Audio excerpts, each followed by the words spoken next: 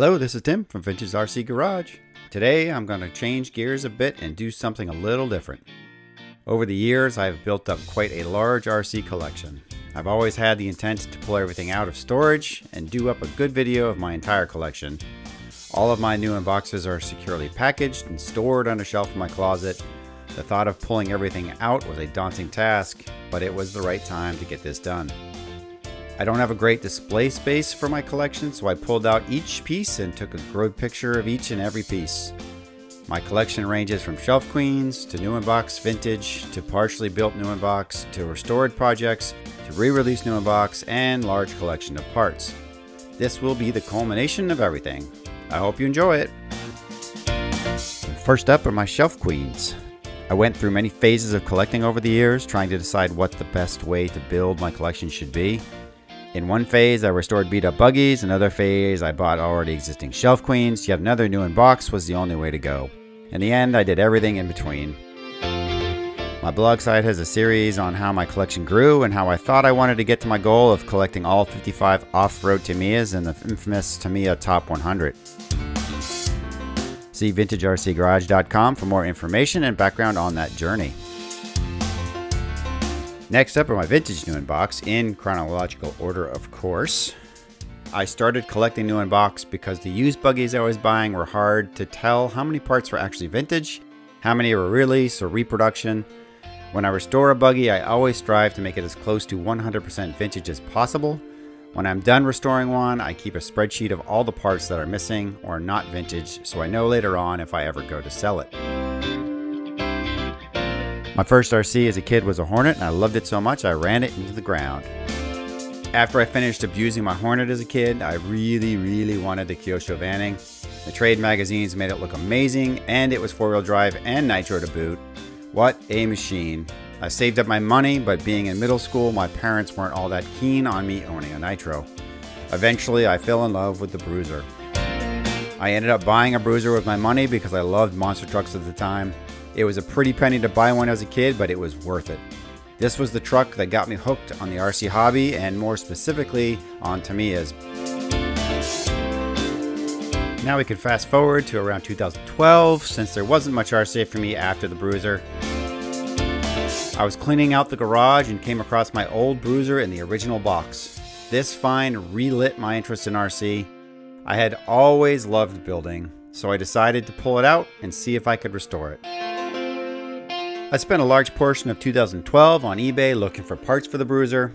I wanted to restore my original to box art glory and also build a second one that had even more detail, similar to the realism of today's crawlers.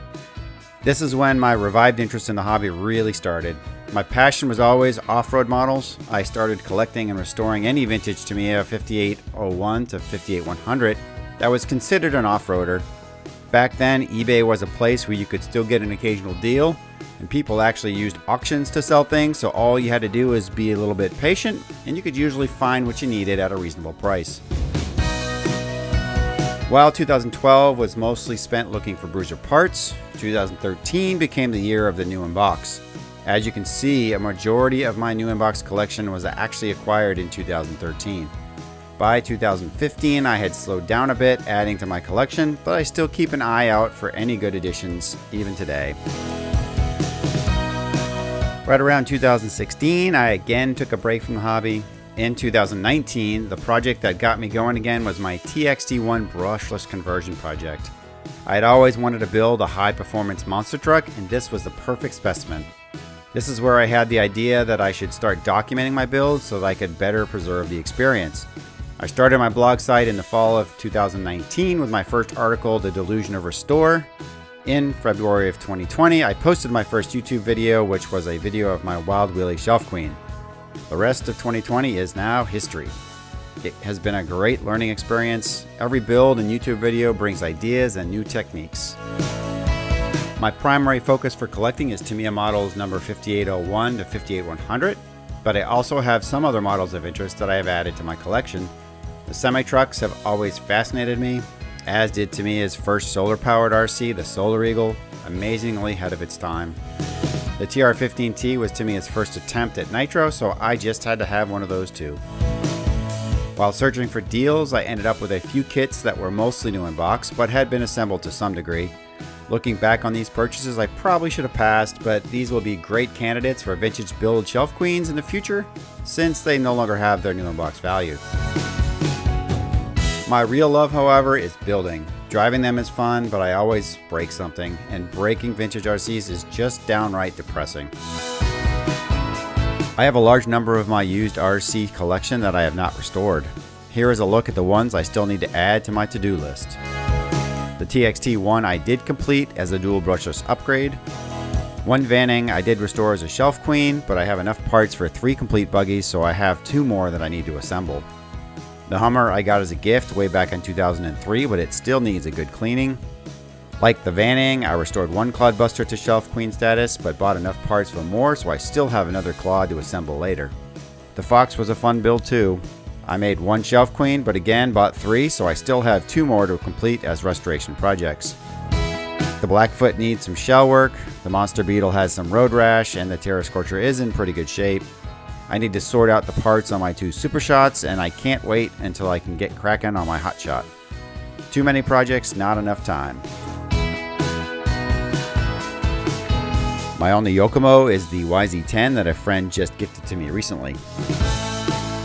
As mentioned, I have accumulated a large collection of Bruiser parts. I have a few vintage shells in various conditions, as well as a new Mountaineer shell and 2 complete metal chassis that will make the restores complete. A large collection of interior parts like the windshield and cab, as well as new tires, rims, and drive shafts. A pair of engine transmissions were a huge score. My realism parts include full aluminum bumpers and Nerf bars, electric winch, fender flares, and snorkel. I also still have my entire childhood Bruiser packaged away and nicely polished. I do also own a few re-release new inboxes. The Frog I plan on using in a future vintage first re-release series. The RN36 re-release Bruiser was part of my jump start back into the hobby in 2012. Unfortunately, the Fire Dragon was a bad purchase back in 2016. For some reason, at the time, I thought it was a vintage new inbox, but actually just realized it was a re-release when I pulled it back out for this video. Last up in my collection are my part lots. These were mostly accumulated as a part of another build, since it's hard to find that one vintage part you need, so I usually end up buying an entire car just to get that one part. The Bigwig and Vanning lots were extra parts for my shelf screen project. The TXT1 and Clod Buster parts were for my brushless conversion project. The custom built Monster Beetle was a purchase from someone else that was put together as a collection that was meant to look like a sand scorcher. The Ranger was a hybrid truck pieced together from part vintage F-150, part Blackfoot, and part Sand Scorcher re-release. Also over the years, I've accumulated numerous radios, vintage decals, manuals, and trade mags.